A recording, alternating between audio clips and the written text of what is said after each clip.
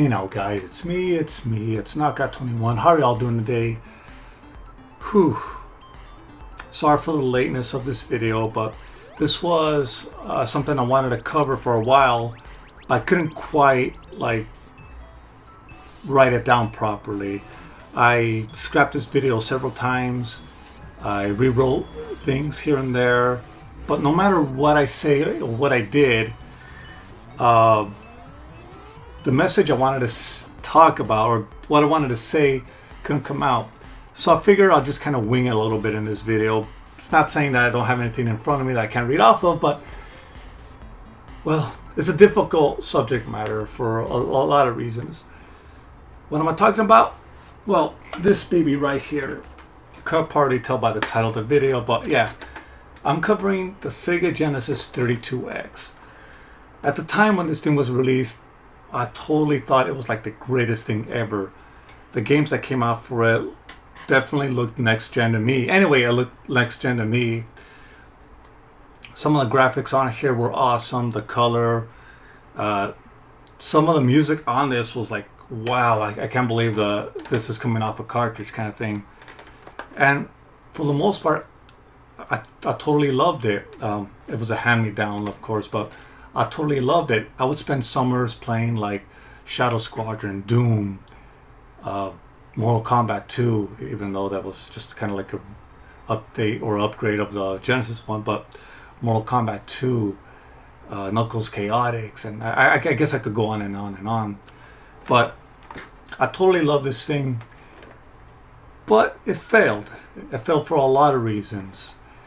Its release date, rushed games, aesthetics, you know, this is not very pleasing to look at. So yeah, it had a lot going for it, but also had a lot going against it. And that's what I'm going to talk about in this video. I'm going to talk about it, what could have been done if possible, that, you know, something that could have helped it. And then I'm just going to go back to some of the games and tell you why I totally love this thing. Anyway, onward to the video. The first issue I'm going to discuss here regarding the 32X would be its release date. It was relatively close to the Sega Saturn. And before I continue, let's go back in time a little bit. People first heard of the Saturn as early as fall of '93, probably around October or so. And this was kind of hinted when it was announced that Hitachi and Sega would be teaming up on producing like a new processor for Sega's upcoming gaming machine. I think it was in either Game Players or EGM where this was announced. But by then, gamers that were in the know knew that something new was coming from Sega. However, there was a problem. Around the time that the Saturn was rumored, the 3DO and Atari Jaguar were already launched. This actually didn't look good for Sega. The issue was that the Sega Genesis was 5 years old at this point, and the tech was dated and didn't really have any tricks that it could pull off. Not to mention, the SNES was starting to pick up steam, and the games on the Sega Genesis were starting to look a bit dated. So, not wanting to lose their market share to their rival and newcomers alike during this period, Sega President Hayao Nakayama tasked Sega of America to come up with a beefed up version of the Genesis that uses the same SH2 processors as the Saturn. After some back and forth with Joe Miller, it was decided to make it as an add-on. And that's pretty much how the 32X started. Though, let me state that this decision was made like early of '94, around January or February. So that gave SAO, Sega of America, 9 months to develop, engineer, program, test, build, market, and ship a new device for the home console. Now, that's crazy like hell. I don't even know how to explain that. Who would actually do something like that? Who would want to make a piece of hardware in less than a year? Well, Sega of America did it, and they pulled it off somehow. I'm not kidding. It's like they were speedrunning console development. So finally the day came, November 21st, 1994. That was when the 32X was launched. However, there was a bit of an issue. Throughout the year, the news and hype of the Saturn kept on growing and growing and growing. Anyone that read the gaming magazines back in the day were seeing screenshots. They were seeing, reading interviews, and the hype for the Sega Saturn kept on getting bigger and bigger and bigger. And anyone that was in the know knew that the Saturn was coming. A lot of the homies I knew at school only saw the 32X as kind of like a stopgap, I hate to say this, as a poor man's upgrade kind of thing. I know it was meant as a affordable kind of solution, but a lot of the homies saw that as like a poor man's Saturn in a way, which was kind of true. But regardless, November 21st came and the 32X was launched.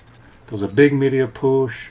A lot of the people that like reviewed it in the magazines liked it, gave it good reviews. But there was a bit of an issue. The very next day, in Japan, the Sega Saturn was launched. Now, let me explain something to you guys. Besides Target, Walmart, or any other major retailer of the day, Circuit City, Best Buy, there are other places you could get your games at. These were mom and pop stores, small businesses that dealt with video games. And some of these businesses dealt with the import and sale of Japanese video games and consoles. So, a lot of these places that dealt with this had the Sega Saturn available within a week. Hell, one place I knew had it the very next day, on one day after the Sega Saturn launched in Japan. So, if you had the money and were willing to pay the extra shipment fees and whatnot, you could easily buy yourself a Sega Saturn if you just knew where to look. And a lot of the guys I knew that went to these places would tell me about, oh, dude, I just saw Virtua Fighter on the Sega Saturn at so-and-so place. Oh, dude, I heard from my cousin that they had the Sega Saturn at this place. And like I said before, a lot of the homies saw the 32X as kind of like a poor man's, upgrade or something. And a lot of dudes weren't really interested, especially if they knew that the American launch of the Sega Saturn was only about like less than a year away. Now, all the games you were looking at up until this point were launch titles: Doom, Star Wars Arcade, Virtua Racing. All these games were available at day one. And when I played them, I can honestly say I was like blown away. Doom was awesome. Like, it was the first console port of the game, a game that I was really, really trying to find a way to play, but because computers were super expensive, that option wasn't available to me. But when it came out on the 32X, I was like, great, I finally get to play it. I was running around this 3D maze, shooting at things, collecting keys, and I had a blast. Granted, it was missing a third of the content that was available, like on a Jaguar and even on a PC. And when I later found out about that, it ticked me off. But at the time, I had a great time. Star Wars Arcade was fun. Definitely lacked in something in content, just because by nature it was an arcade porting. Games of this nature definitely needed more stuff. It initially was a quarter muncher, but looking at the 3D, flying around in space, it was a definite step up from Star Fox, from what the Super Nintendo and even the Sega Genesis could do. But what really blew me away was Virtual Racing. Now, I played Virtual Racing before on the Genesis, and I was intrigued. I was like, wow, this was a great 3D racer, the first of its kind. But it was really choppy and wasn't all that fun to play. But when I played Virtual Racing Deluxe on the 32X, I was like, oh my god, this is it. This is the next generation of gaming. The 3D was done right. There was a lot more detail on there. Well, a lot more polygons on there. It sounded better. It played better. It ran smoother. And I was just thinking, like, this is it. This is a moment. It was at that moment when I had my hands on that controller racing around the track when I realized that this is 32-bit gaming. We've come to the point where I'm playing the next generation of gaming. Now, I was a kid at the time, and me believing that, well, couldn't really blame me. This was a new experience for me, and I really enjoyed the games that we're playing, especially since they were so different from what came before. However, there were a couple of companies, developers, publishers that didn't quite do that. A prime example is Mortal Kombat 2. Now, as you saw, I had the track screen and a presentation from the arcade version, and that's great and all. It worked. It made it closer to the arcade experience. However, at its core, Mortal Kombat 2 on the 32X was essentially an upgraded version of the Genesis game. And that's not a bad thing. That's not a bad thing at all. The upgrade ain't bad. But with the power of the 32X and the additional pulse wave modulator that was included with the device, they could have easily upgraded the sound, but they just didn't do that. They stuck to the original Genesis sound processor and not much else. And I know that the 32X is capable of so much more. Games like Space Harrier and Afterburner had excellent sound, arcade quality sound, but a lot of third-party developers failed to utilize that. And this lack of effort was in almost every third-party game that I could think of, or at least the ones I played. A good example is what you're looking at right now, Pitfall on the 32X. It looks better. There's more detail on screen. There's more colors. But as you can see, it only runs at half the speed of the Genesis and even the Super Nintendo version. And that's that's not cool, especially for something that's supposed to be touted as next gen. This version of the game really drops the ball in that aspect. Now, I can't really blame the third-party developers for this. You see, at the same time that they were receiving 32X development kits, they were also receiving Sega Saturn development kits, and, well, they mostly saw the 32X as a stopgap. They didn't put much effort because of it, and their main focus was, on the Sega Saturn. The Sega Saturn or the PlayStation, depending on, what they were preferring to work on. That's not to say that everything is terrible. Like I mentioned before, not everything came out bad. What you're looking at right now is probably the first time that there was a good arcade port of Space Harrier.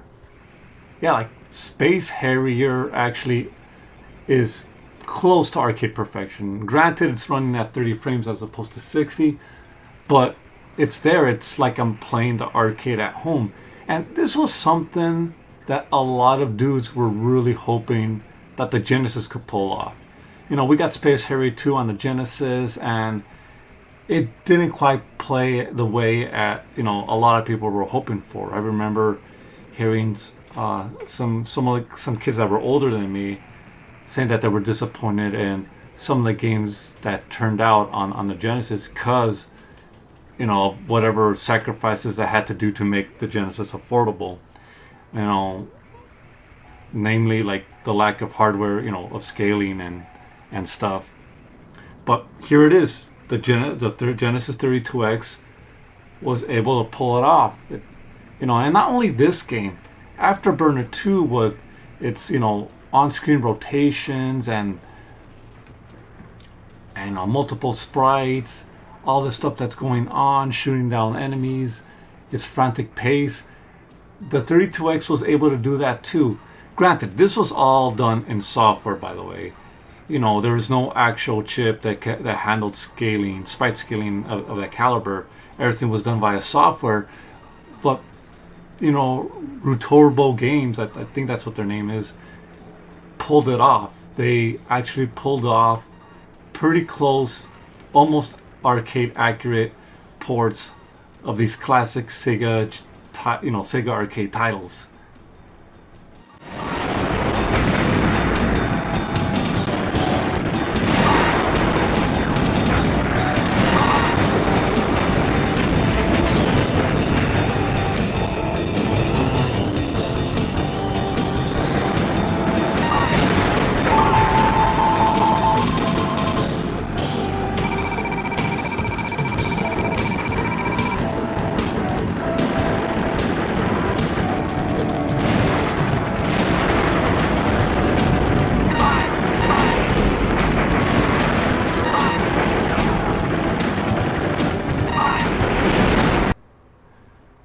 And with what I'm showing you right here, with enough dedication and enough time, the 32X could do decent games.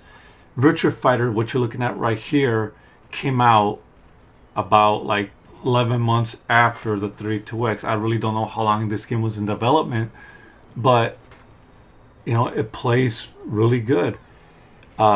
Granted, it's a bit dated and you can literally count the blocks on the character sprites, but it plays pretty good from what I remember. I want to say it's quite actually arcade perfect, but it came close. All I can say, it came close. And I think that's what the 32X needed. It needed a little more time on the market away from the Saturn, because the Saturn was launched too soon. Launched, I think, June of '95, a couple of months ahead of schedule, and that took the wind out of the 32X's sales, and that really hurt everyone overall. It hurt 32X owners, it hurt the developers especially, and a lot of 32X games were canceled. I'm going to tell you guys a little thing. For the longest time, I don't know if this was true, but for the longest time, I believed that there was a version of Super Street Fighter 2 Turbo, in development. I thought that once the 32X hit its stride after some time, I would see Super Turbo on the 32X. And I don't know if I heard a rumor or I just believed it, but this was something I was looking forward to. Especially since Capcom said that they were making some 32X games. And I instantly, my head went to, you know what? This is going to happen.